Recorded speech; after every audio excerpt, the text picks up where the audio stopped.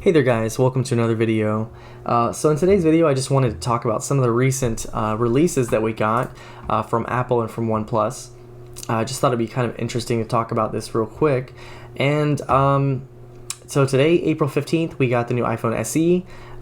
It could have been named the iPhone 9, but it ended up being the SE, so this is the second generation.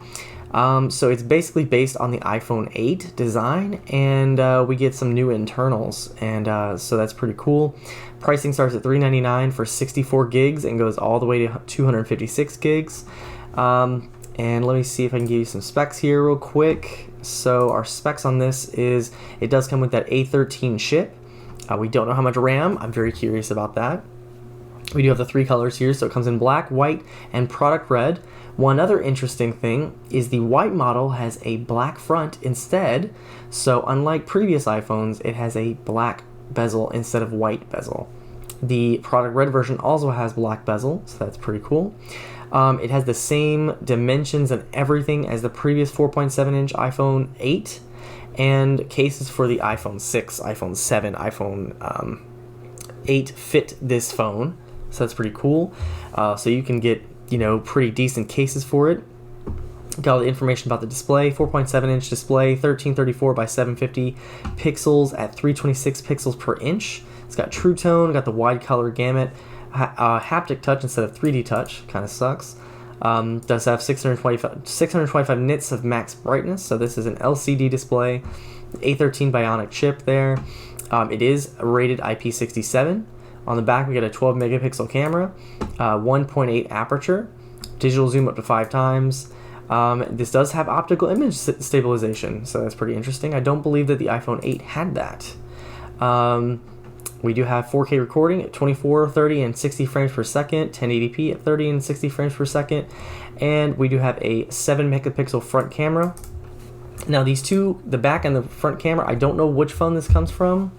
I'm hoping it comes from the iPhone 11 series, but I don't know, so we'll find out, I guess. It does have second generation Touch ID. You can do Apple Pay and Apple Card and all that good stuff, and I believe it has some extra something with it for Apple Pay.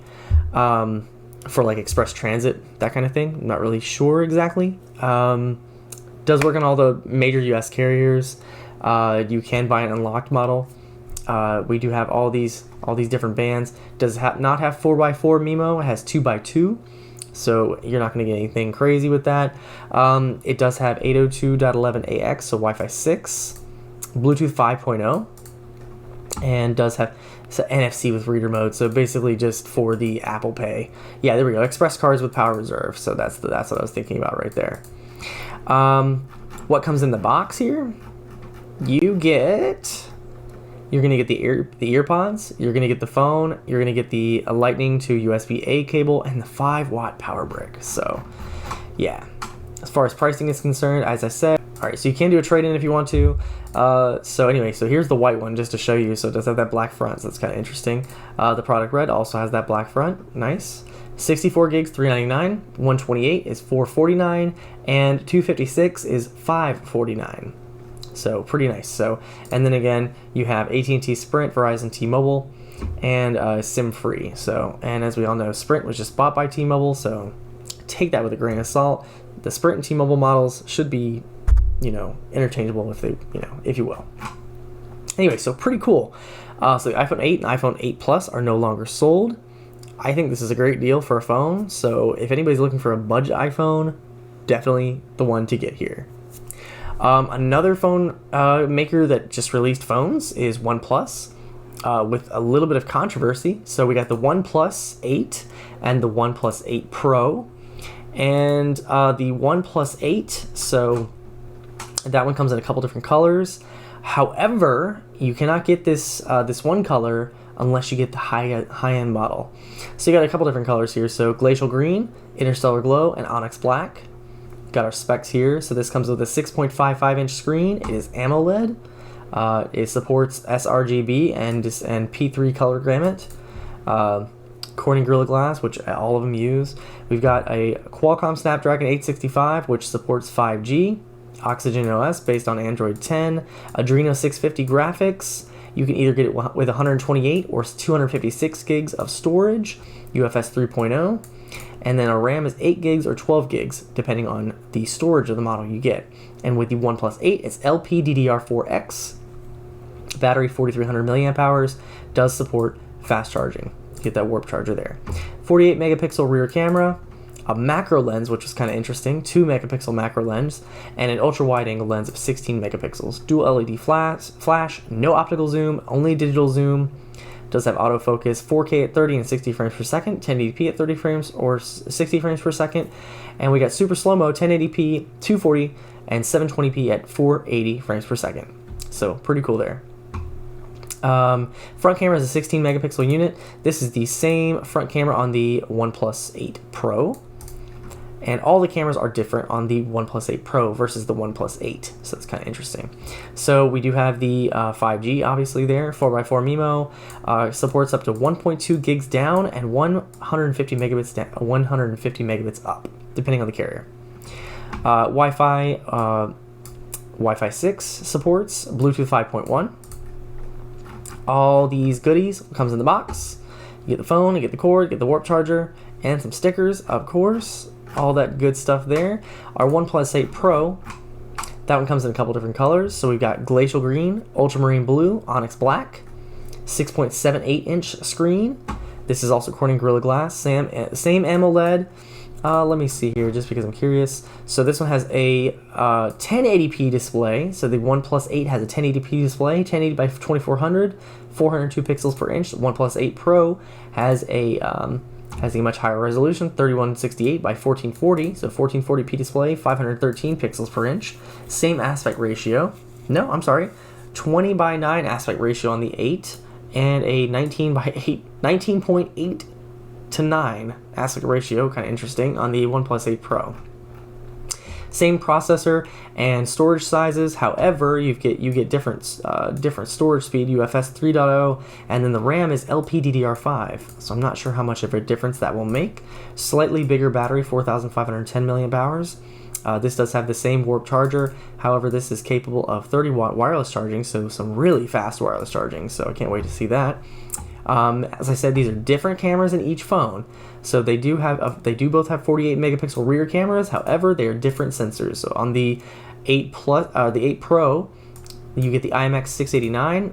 On the 8, you get the IMX586. They do share the same front camera. You get a telephoto lens on the 8 Pro, 8 megapixels.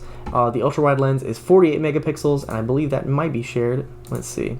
They are not. They are different. So one has a wider field of view. So the 8 has a 116 degree field of view. The ultra wide angle lens has a 120 degree field of view. The 8 Pro has 3 times hybrid zoom, so you're going to get better zoom on that one.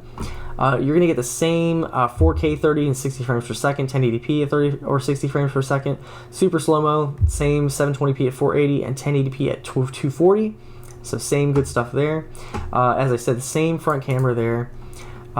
They should get the same connectivity on here also. So you got the 4x4 MIMO, 1.2 gigs down, 150 up. Pretty cool there.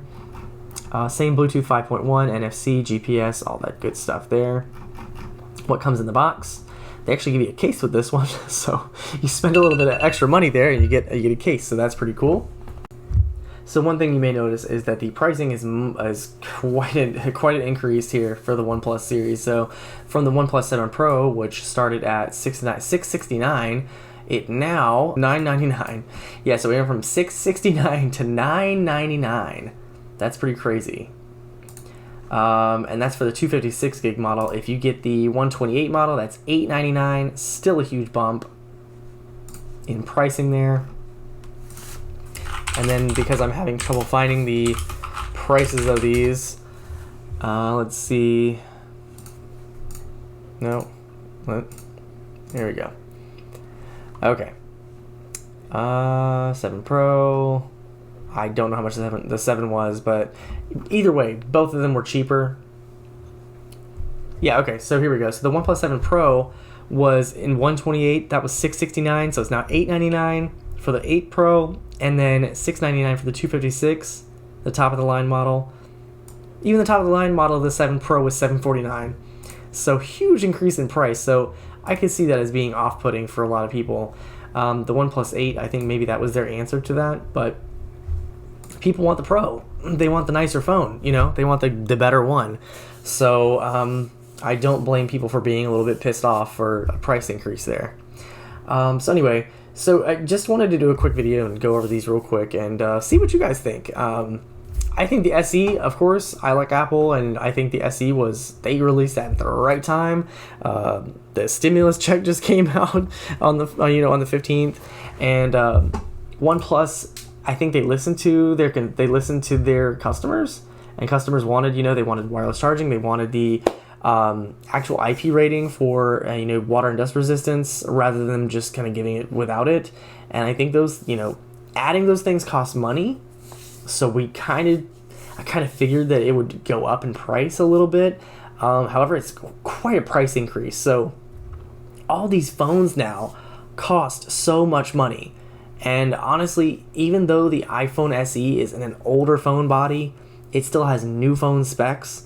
And maybe that will show manufacturers that they need to work on getting better budget options for people, because we're sitting here with $1,000 phones and they just continue to go up and up in price. Even OnePlus, who was like, they made phones that fit people's budgets and they had really good specs, and now they're in the big leagues. They're going against Samsung, they're going against Apple, they're going against these big players now, and it's just kind of crazy to see. So hopefully eventually we'll see phones start to come back down a little bit in price, because $1,000 phones, it's just, people will buy them because we can finance them, but at the end of the day, it's insane how much these things cost. And hopefully, I don't know, I guess we'll have to see what happens. We'll have to see what happens there.